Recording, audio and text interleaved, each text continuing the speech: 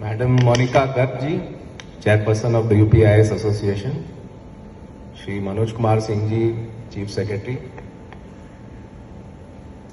Shri Rajneesh Dubey ji, Shri Pankaj Kumar Sachiv Association के, Shri Jagdish Prasad जी, Shri Anil Kumar ji, मेरे कई सारे batchmate Shashi Goyal जी और मेरे बेटर हाफ और मेरे सभी जूनियर कॉलीग्स,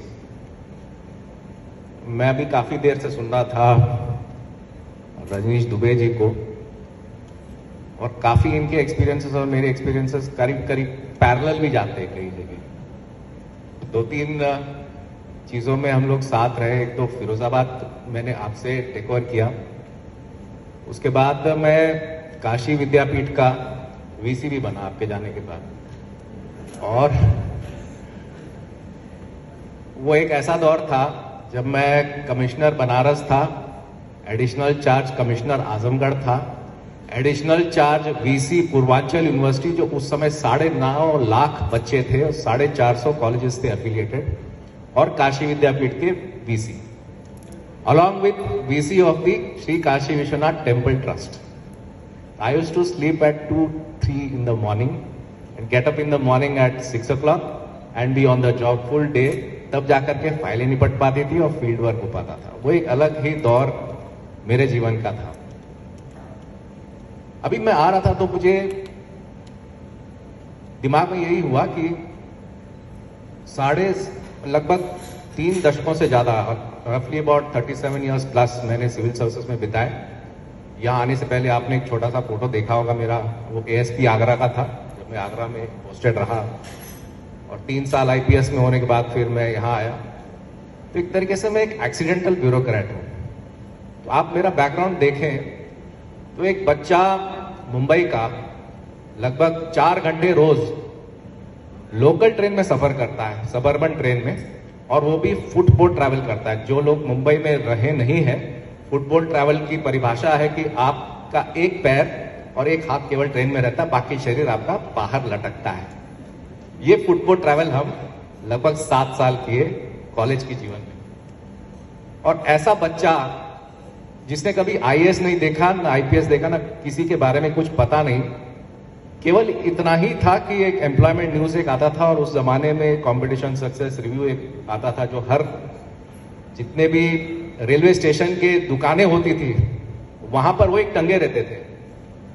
और एक पर्टिकुलर उसमें डॉक्टर ललित वर्मा का मुस्कुराता हुआ चेहरा पूरे सभी सबर्बन ट्रेन के रेलवे स्टेशन पे दिखा मुझे। तब मुझे लगा कि ये बड़ा अच्छा है, ये जो है आइडल है, और इस वजह से मुझे भी इस एग्जाम में बैठना है। भले क्या होता है पता नहीं है, ऐसे यूं ही शौकिया एग्जाम में बैठ गए। और शौकिया एग्जाम में बैठने के बाद मैं इंटरव्यू दिया, मेडिकल दिया, सब दिया, फिर मैं उसके बारे में भूल गया। मेरी नानी रहती थी उस समय बीजापुर में, चला गया बीजापुर समर वेकेशन में करके चला आया। तो मेरे पिताजी ने कहा कि तुम्हारा कोई पैकेट आके पड़ा हुआ है, बड़ा सा सरकारी सा लग रहा है। उस टाइम पर मेरे पास लगभग आधे डजन जॉब ऑफर्स थे प्राइवेट सेक्टर के, और I was the topper of my batch in Tata institute. मेरे जितने बैचमेट्स और कलीग्स थे आज मल्टी मिलियनर्स हैं। They went into Wipro, they went abroad, सब जगह बने, एचआर में दे आर टॉप एग्जीक्यूटिव्स। मैं उस समय टॉपर था। तो मेरे पास जब आधे डजन जॉब ऑफर्स थे तो मैंने कहा यार मुझे तो इसमें इंटरेस्ट नहीं है, मैं तो ऐसे ही शौकिया दिया। पर एक पर्टिकुलर इंसिडेंट हुआ कि जब मैं गणेश जी का विसर्जन करने गया, शाम का वक्त था, तालाब में गणेश जी का विसर्जन हुआ, तो वहां पर एक दरोगा खड़ा था और सबको हाँक रहा था। तो मुझे लगा भैया ये बड़ा इंपॉर्टेंट आदमी लगता है। तो मुझे लगा यार ये आईपीएस की नौकरी है, जरा देख लेते हैं। तो मैंने पूछा 2 लोगों से जो मैं जानता था। एक थे दीपक जोग, जो लोग पुराने समय के लोग जानते होंगे, एसएस जोग हुआ करते थे, डीजीपी महाराष्ट्र के, उनके बच्चे थे। तो दीपक जोग से मैंने पूछा यार ये आईपीएस होता क्या है? मैंने आज तक किसी आईपीएस को ना देखा ना आईएएस को देखा, ये होता क्या है? बोले मेरे पिताजी आईपीएस रहे, वो डीजीपी रहे, मुझे जबरदस्ती का वो पुलिस में जाने के लिए कह रहे हैं, मुझे ज्वाइन करा रहे हैं। 85 बैच के थे आदमी, उनकी डेथ हुई। एक व्यक्ति से मेरी मुलाकात हुई। दूसरी मेरी मुलाकात हुई एक स्टीवन डिसोजा करके थे, 85 बैच के आईपीएस रहे, और फिर उन्होंने आईपीएस को छोड़ दिया और कस्टम ज्वाइन कर गए। तो मैंने पूछा यार क्या हो गया तुमको, आईपीएस क्यों छोड़ा, कस्टम क्यों ज्वाइन किया? बोले यार उसमें बहुत झंझट है, उसमें बहुत पढ़ना पड़ता है, क्रिमिनल्स के पीछे मारा पीटी होता है, मैं ब्रूटल नहीं होना चाहता, मैं छोड़ दिया उसको, कस्टम चला गया। तो ये दो चीज लेकर के मैं गया। पहले मैं सोचा कि मैं एक हफ्ते जाके मसूरी देखता हूँ, पूछता हूँ कि आईपीएस वाकई में करने लायक है कि नहीं, लेकिन एक बार जब पहुंच गए तो फिर छोड़ने का मन नहीं किया, बस चले आए। उसके बाद में जब आईपीएस आगरा में था तो उस समय एक एसएसपी थे करमवीर सिंह, जो बाद में डीजीपी बने, डीजी सीआरपीएफ बने। तो उन्होंने एक दिन शाम पे चाय पे बुलाया घर पे, कहा कि भाई तुम बड़े यंग से लगते हो, मूछे उछे कुछ उस समय रखते नहीं थे, ये तो यूपी का कमाल है कि मूछे लेने पड़े ताकि लोग सीरियसली ले लें, तो सोचते थे कि ये तो बच्चा है इससे ये क्या अफसर आ गया बिना मूछ वाला। यहाँ यूपी का कल्चर था तो ये एक ट्रेडमार्क बन गया। तो उस जमाने में बिना मूछ के ही थे। तो बोले यार तुम बड़े यंग से लगते हो, तुम आईएएस क्यों नहीं बैठते हो? तो उन्होंने अपने पीए को बुलाया, साहब का जो है रात का टिकट करा दो, आईएएस का ये फॉर्म में भर के उसको ईएल के लिए डीजीपी ऑफिस में भेज दो। और उस समय आगरा फोर्ट से वो मीटर गेज वाली गाड़ी चलती थी, उसमें मैं लखनऊ आया और मेरी छुट्टी सैंक्शन हुई। 15 दिन की छुट्टी में मैं आईएएस की पढ़ाई करके आईएएस हुआ। 2 बार मेरी बाहर से हुई एज एन आउटसाइडर, 2 बार प्रोबेबिलिटी में मुझे यूपी कैडर मिला। तो एक ऐसा बच्चा जो मुंबई में पढ़ता हो, एग्जाम को बैठता हो, 2 बार बैठता हो, एज एन आउटसाइडर उसको उत्तर प्रदेश मिलता हो, इसकी क्या प्रोबेबिलिटी है ये प्रोबेबिलिटी वाले ही बता पाएंगे, मुझे नहीं पता है। उसमें भी एक और प्रोबेबिलिटी आती है कि कोई आईएएस अफसर अपने करियर में 3 बार एक ही जिले में पोस्ट हो और 3 अलग अलग सरकारों में पोस्ट हो और 4 अलग अलग सरकारों में उसी जिले में वो नौकरी करे और वो उस अंतराल में 13 साल के अंतराल में उस एक जिले का उसके पास कुछ ना कुछ कार्य रहे। ये बनारस है। अब ये मैं तो नहीं समझता हूं कि क्यों हुआ। पहली बार मेरी पोस्टिंग हुई तो मैं यहाँ सिंचाई विभाग में, मैं भारत सरकार से आया था। बाय द वे मैं भारत सरकार में 12 साल रहा, तो as deputy secretary, director and joint secretary मैंने वहां काफी रगड़ा किया है। JNNURM उन दिनों में it was the largest public funded world bank program in the world. तो वर्ल्ड बैंक का है कि 1 लाख करोड़ का उसमें टोटल निवेश था और हम लोग सवेरे से हमारी मीटिंग्स चलती थी रात के 12-1 बजे तक। और उसमें टास्क मास्टर थे हमारे एम रामचंद्रन साहब, जो उस समय सचिव थे भारत सरकार में।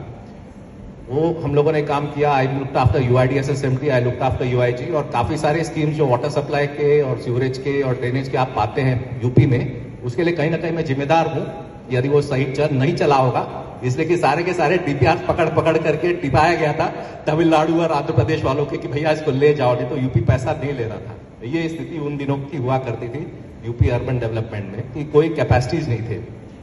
दूसरा मेरा जो पोस्टिंग रहा वहां पर रहा जॉइंट सेक्रेटरी भारत सरकार में रोड ट्रांसपोर्ट में। आपके पास सबके पास वाहन का ड्राइविंग लाइसेंस है, वाहन का ड्राइविंग लाइसेंस और सारथी का जो ड्राइविंग लाइसेंस है और वाहन जो आपका रजिस्ट्रेशन सर्टिफिकेट सभी के पास है। तो national transport portal which coordinated 950 regional transport officers across the country, उसको हमने लॉन्च कराया और एक ही प्लेटफॉर्म पे पूरे भारत का जो हमारा ड्राइविंग लाइसेंस है और जो हमारा रजिस्ट्रेशन सर्टिफिकेट है उसको आप at a click of a button आप उसको निकाल करके देख सकते हो। ये हमने पोर्टल NIC से उसको डेवलप करा के उसको लॉन्च कराया था। नेशनल परमिट सिस्टम हमने लॉन्च कराया कि जो कमर्शियल व्हीकल्स है वो नेशनल परमिट से कहीं पर भी इंडिया में हो जा सकते हैं। फिर हम आए थे एक बहुत ही डूबे हुए प्रोजेक्ट में जिसका नाम है NATRIP। बड़ी आकांक्षाओं के साथ में, आप भी शायद रहे हैं, मनोज कुमार सिंह साहब भी रहे उसमें डायरेक्टर हेवी इंडस्ट्री में, बड़े आकांक्षाओं के साथ एक प्रोजेक्ट जो वर्ल्ड क्लास स्टैंडर्ड का बनना था, जो ऑटोमोटिव सेक्टर जो लगभग 25% ऑफ मैन्युफैक्चरिंग GDP है, उसके पब्लिक सेक्टर इंफ्रास्ट्रक्चर को डेवलप करने का प्रोजेक्ट 250 करोड़ का। उसमें भाई लोगों ने सारे इक्विपमेंट तो खरीद लिए वर्ल्ड क्लास, उसका करना क्या किसी को पता नहीं, सब कंटेनर में पड़े थे। उसका स्ट्रक्चर कहाँ लगना है, लैंड कहाँ लगना है, क्या उसका डिजाइन होना है, क्या HVAC सिस्टम होना है, क्या इलेक्ट्रिकल सिस्टम होना है, किसी को पता नहीं था। 3 साल से वहां पे इंजीनियर्स आते थे, केवल चिड़िया बैठा के अटेंडेंस देकर चले जाते थे। ये बात हुई थी कि एज इज वेरियस बेसिस पे इन सारे इक्विपमेंट्स को बेच दिया जाए जिससे कि सरकार अपना पैसा कुछ तो रिकवर कर सके। हमने वहां से उस प्रोजेक्ट को रिवाइव किया without any international support local लोगों को लगा करके, और उसमें सारे ज़्यादातर लोग आपके लोकल एनआईटीज के लोग थे, उनको लगा करके सारे प्रोजेक्ट को चालू कराया। आज के तारीख में ये सारे इक्विपमेंट चल रहे हैं और सारे के सारे टेस्टिंग हमने करा दिया, जिससे कि BS5 BS6 का जो टेस्टिंग है, क्रैश लैब की जो टेस्टिंग है, जितने भी आपके मॉडर्न व्हीकल्स जो आपको सड़कों पे दिखाई देते हैं, उसकी टेस्टिंग करने का हम लोगों ने वहां पर प्रोजेक्ट लॉन्च करा करके उसको खत्म कराया। सबसे ज्यादा चैलेंजिंग वो था, लगभग इतने टफ डिसीजंस लेने पड़ते थे उस प्रोजेक्ट में कि 3-4 महीने तक हम लोग को रात में नींद नहीं आती थी। Continuously we had to work because it was a failed project. उसके बाद जो मेजर जो काम हुआ वाराणसी में, वो एक स्टिंट था कमिश्नर वाराणसी का 2007-8 में। आप लोग में से कितने लोग हैं जो 7-8 से पहले वाराणसी में काशी विश्वनाथ मंदिर का दर्शन करने गए होंगे? बहुत लोग हैं। एक गली सी हुआ करती थी, छत्ता द्वार से आप निकलते थे और एक गली से हुआ करती थी, और उसी में फिर वो एक सन्यासी द्वार होता था और एक वो वहां से घूमते हुए आपको लेकर के एक चौकी हुआ करती थी, वहां बैठा करके फिर दक्षिणी द्वार से आपको अंदर ले जा करके ढकेला ढकीली होते हुए आप बाहर निकलते थे। पता ही नहीं चलता था कि कहां पर हुआ है। कुछ लोगों में, हम लोगों में ये हुआ था कि विश्व के नाथ का सबसे बड़ा प्रमुख स्थान, और इतना छोटा है, लगभग 3000 वर्ग फुट का, 1780 में जब बना था 3000 स्क्वायर फीट का वो था। एक तरफ ताड़केश्वर जी का मंदिर था, एक तरफ हनुमान जी का मंदिर था, जहां पर समर्थ रामदास ने बनाया हुआ था। उसको कैसे एक्सपांड कराया जाए, क्योंकि मनोज कुमार साहब जो हमारे से पहले वहां पे डिविजनल कमिश्नर रहे थे, उन्होंने ताड़केश्वर जी का मंदिर और भुवनेश्वर जी का मंदिर ट्रस्ट के नाम ले लिया था, लेकिन किसी को हिम्मत नहीं थी कि वहां पर उसको कुछ छुए या कुछ करे। ऐसे माहौल में पंचायतन, without any political support, without any top bureaucratic support, पहली बार उसका एक्सपेंशन 2007-8 में 9 महीने में केवल, और वह भी ऐसे जगह जो कि रेड जोन था, जहां पर तलाशी 3 बार आपको लेना पड़ता था अंदर जाने के लिए, जहां पर आपको कोई भी पेन भी आप ले जाते तो वो भी मना था। ऐसी जगह पे काम कराना, रात के केवल जब शयन आरती खत्म हो जाए और सवेरे का जो आरती, मंगला आरती, उसके बीच का जो समय है, केवल वही विंडो आपको काम करने को मिलता था। घोड़े खच्चर लगा करके, मैनुअल लेबर लगा करके वो सारा एरिया को क्लियर करा के उसको 2 मंदिर वहां पे हमने एक्सपांड कराए, ताड़केश्वर जी और भुवनेश्वर जी। तो आज आप 5 शिखर देखते हैं तो 2 आपके किसी IAS ने किया है, तो ताड़केश्वर जी का और भुवनेश्वर जी महादेव का वो मंदिर है। आज जब भी आप गंगा जी से आप आके देखते हैं तो सबसे पहले आपको दिखाई देता है वो भुवनेश्वर महादेव का है, फिर ताड़केश्वर जी का है, फिर 3 जो शिखर हैं वो अहिल्याबाई होलकर का है। ये आज भी वहां पर ये गवाह है कि IAS यदि चाहे विपरीत परिस्थितियों में भी काम कर सकता है। इसका मुझे बहुत झेलना भी पड़ा, और इतना झेलना पड़ा कि मेरे खिलाफ अखबारों में लगभग 3.5 महीना एक पन्ना भर करके बाय नेम पर्सनल विट्रियोलियस अटैक हुआ। शंकराचार्य जी जो बाद में बने, अभी शंकराचार्य, वो मेरे खिलाफ धरने पर बैठे। उन्होंने पूरा एक आंदोलन चलाया कि भाई इसको किसी तरीके से यहाँ से भगाओ। तो बाबा की जो थी वो इच्छा थी कि हमने काम कराया, लेकिन जो बात होती है, यदि दीर्घकालीन आपका यदि मंशा सही है और जो व्यक्ति आपका विरोध कर भी रहा है वो आपका कभी ना कभी प्रशंसक बन जाता है। तो जब ये अभी शंकराचार्य बने, उन्होंने मुझे लंबी चौड़ी एक पत्र लिखे कह के हम आपके सबसे बड़े प्रशंसक हैं, और आपने ये जो कार्य किया, ये ऐतिहासिक कार्य किया। ये वही व्यक्ति था जिसने सबसे बड़ा मेरा विरोध किया था, और उसने मुझे बुलाया कि भाई आकर के मेरे आश्रम में आप एज विशेष आमंत्री आप मेरे आश्रम में रहे। तो ये वक्त का तकाजा है, कभी कोई आपका विरोध करता है, कोई आपको ब्रिक बैट्स देता है, लेकिन कोई जरूरी नहीं है कि वो जीवन भर आपको ब्रिक बैट ही देता है। जब उसको समझ में आता है तो भूखे भी आपको देता है।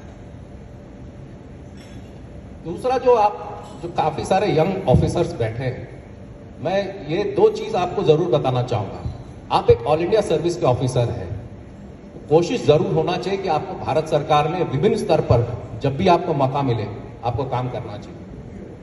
मैं इस पर बहुत ज्यादा नहीं कहूंगा कि क्या इशू है क्या नहीं है, लेकिन आज के तारीख में डिप्टी सेक्रेटरी, डायरेक्टर लेवल पर ऑफिसर्स की बहुत किल्लत है IAS की। उसके कारण यह हुआ है कि now you have lost space to other services, joint secretary, deputy secretary, director, when you have lost that space, vacuum जब आपके न जाने से जो क्रिएट हुआ है वो दूसरे सर्विसेज ने अब भर दिया है। दोबारा से वो स्पेस रिगेन करना बहुत ही दिक्कत होगा, और यदि इन लेवल्स पे आपने स्पेस छोड़ दिया है तो आगे आने वाले समय में बाकी के जो स्पेसेस हैं वो भी आपके छूट जाएंगे। तो जो ऑल इंडिया सर्विस का आपका कैरेक्टर है, जो आपको एक्सपोजर मिलता है पूरे भारत का और विदेश का, वो आपको नहीं मिलेगा। मैं इसलिए भी कह सकता हूं कि जैसे रंजीश दुबे ने मुझे बताया, I used to be working as joint secretary in MoRTH, जहां पे WP29 का नेगोशिएशन होता था। WP29 जिनीवा में एक वर्किंग पार्टी ग्रुप है जिसमें कि ऑटोमोबाइल रेगुलेशंस को हम लोग बनाते हैं, नेगोशिएट करके बनाते हैं। और नेगोशिएशन हमारा किससे होता था? I used to be leader of the party for the India delegation.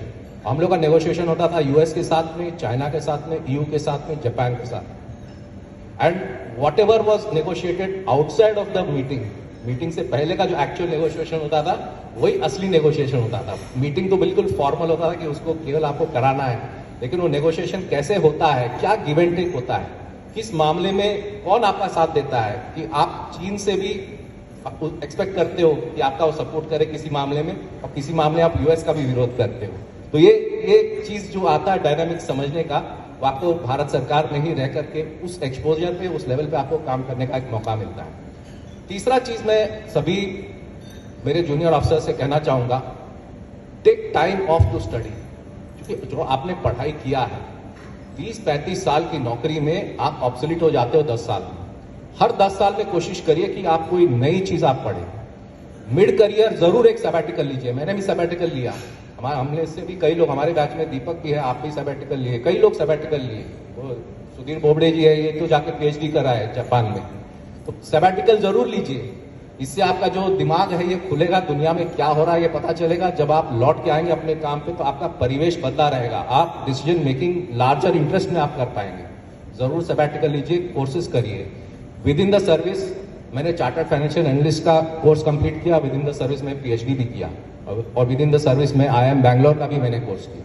तो ये मौका आपको मिलता है कि आप अपना what is called sharpen the saw, जितना आप तेजी से आप अपना दिमाग का इस्तेमाल करेंगे इस अपने कार्य में, वो आपको एक बहुत ज्यादा स्किल सेट उपलब्ध करता है। लास्टली, कोई चीज परमानेंट नहीं है, हर चीज टेम्पररी है। क्या रह जाता है? केवल आपकी लेगेसी रह जाती है। लोग आपको किस लिए याद करते हैं? जब आप वहां पर नहीं है, उस कुर्सी पर जब आप बैठे नहीं है, तब आपको किस लिए लोग याद करते हैं, और तब आपकी जो असली कहानी है, जो असली जो चेहरा है, वो आपको लोगों में जो पता चलता है, वो सबसे महत्वपूर्ण है। Always try to leave a legacy. आपको जो चीज मिला उससे बेहतर जरूर कुछ ना कुछ करके जाइए, जिससे कि आप जब भी पीछे आप देखें अपने करियर को और जीवन को, तो लगेगा कि हाँ, I have led a meaningful life, I have led a meaningful career. I thank the IAS Association for inviting me here. Thank you very much.